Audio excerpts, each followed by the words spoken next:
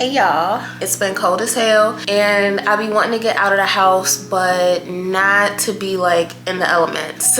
So I've been going to the movies like every week. I wanted to review some of them just all together, especially because I think that some of the themes and things are a little bit similar. So yeah, first is Babygirl, next is The Last Showgirl, and then finally The Substance. Yeah, let's get into it. Let's start with Babygirl. Let me just give you kind of the quick summary. Nicole Kidman is like a CEO of this big company, like Amazon-esque or something, right? She's married, she's got like teenage kids, and she, I guess, has never really been satisfied with her husband, like sexually. And she starts this affair with one of the interns at her company.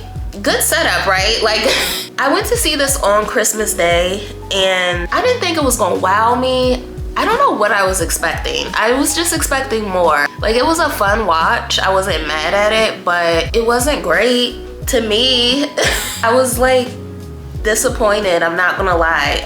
I think that what took me out of it the most was that I just really didn't buy the like chemistry or connection between the two main characters, like Nicole Kidman and the intern, whatever his name is. Cause you gotta consider like such a big part of her fantasy beyond just like the dom sub, like, and that's the other thing.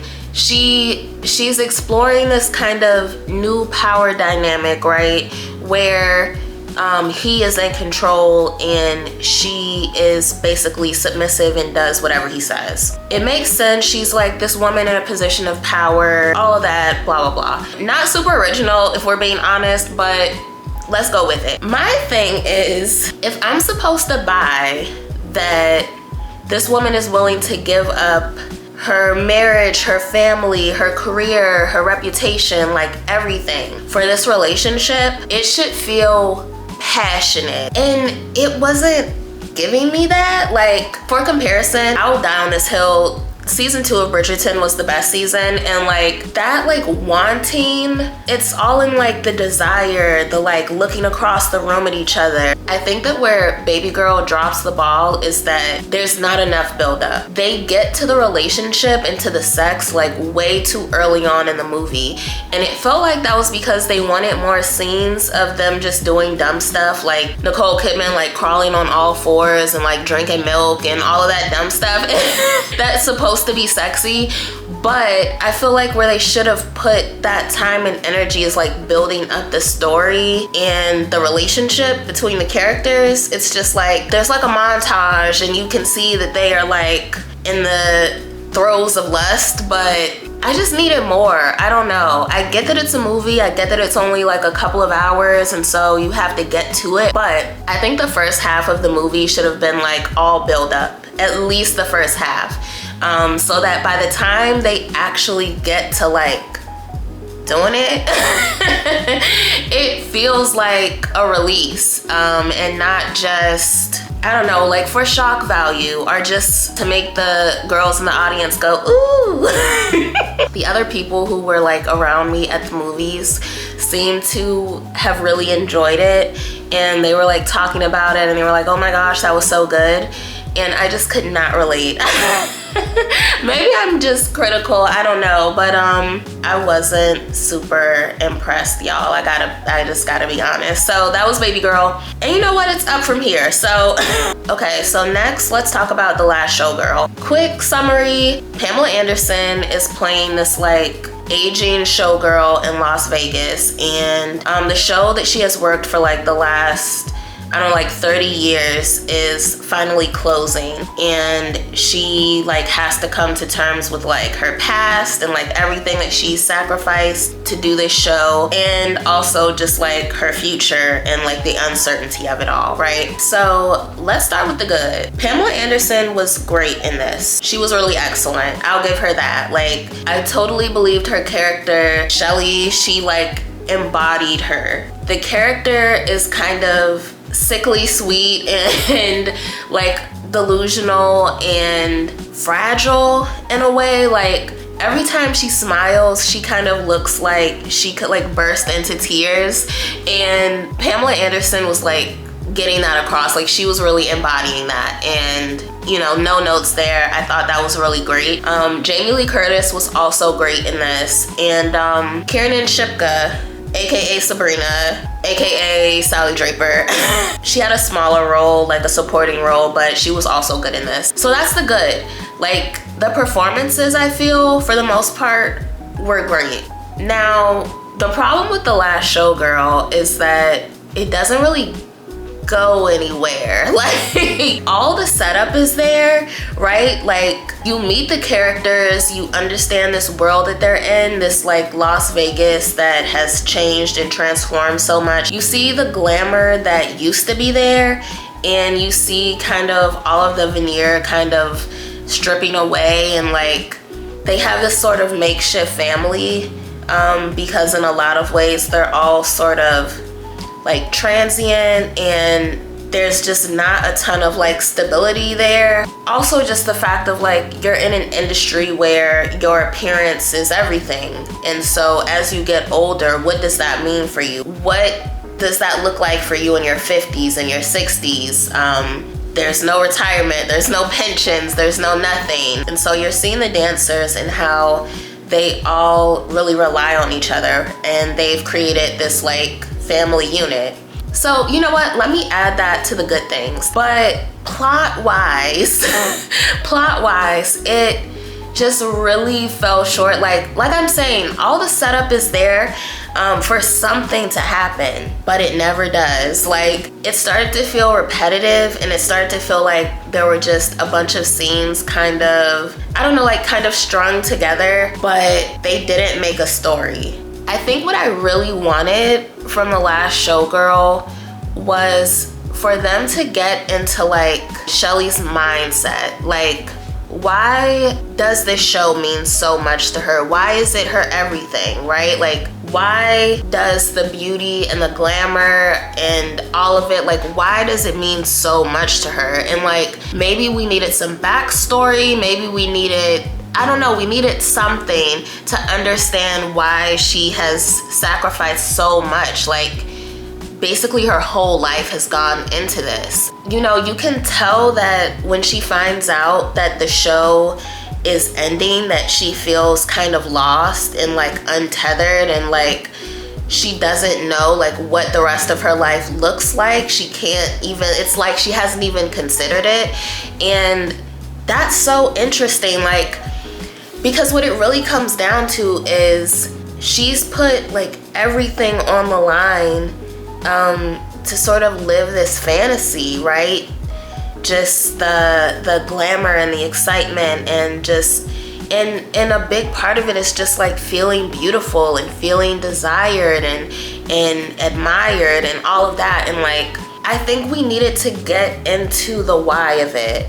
Like, who is she without it? That was the identity crisis that she was dealing with, right? You know, as I'm talking about it, The Last Showgirl wasn't so bad. As I'm talking about it and like getting my thoughts together, I'm realizing that it wasn't so bad. There were some things there. So yeah, I said all that to say I would probably give it like a, I don't know, maybe like a 7. I'm gonna say a 7.5. There was good stuff there. What saved it was the acting. So yeah, so Babygirl out the way, The Last Showgirl out the way. Let's get into my favorite of the three. The Substance. The Substance was so good. And this was the only one that I didn't get to see like in theaters. It's coming back now. I already bought my ticket, so I will be seeing it next month. The Substance was like, was it the best movie I saw this year? It was probably my favorite movie that I saw this year. So Demi Moore is playing Elizabeth Sparkle, and she is like a former actress turned like fitness guru. Think like Jane Fonda, like aerobics kind of thing, right? When the movie starts, it's her 50th birthday, and she's being fired from the show that she's done for years, right? And the only reason that they give basically is that she's too old. Like, men don't want her, like women don't want to be her, like she's over the hill, she's too old. So basically she's seen like everything that she's worked for over the years like going down the drain, and it's like no fault of her own. It's literally just like nature. Like she like she's just getting older. It starts with her losing the show, but then you see her kind of lose who she is, like her identity, and she has the opportunity to take this like totally unregulated like experimental drug, the substance, to like become young again. I don't want to spoil it, so that's how I'll describe it, to become young again. But there are all of these like stipulations and things that you have to do in order for the drug to work as intended.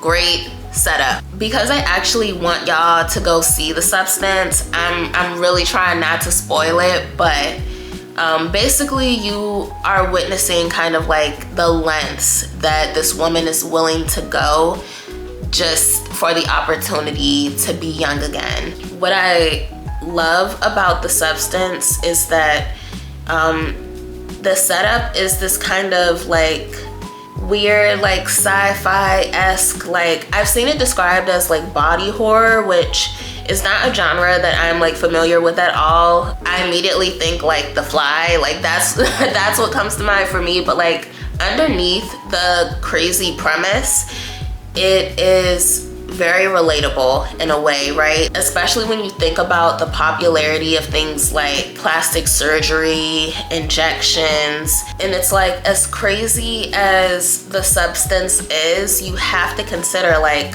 what is the average woman willing to risk to look young? And then like you have to consider personally, like what would I do? Like knowing the risk, knowing everything that could go wrong, like what would I be willing to do or to give up in order to look my best, to look younger, to have a better body, like all of these things. And so it just gives you a lot to think about. It was relatable in a way that I did not expect it to be. I was also just thinking about, you know, we focus so much on like what is lost as we age, right? Like your smooth skin and like your perky boobs or like whatever, right?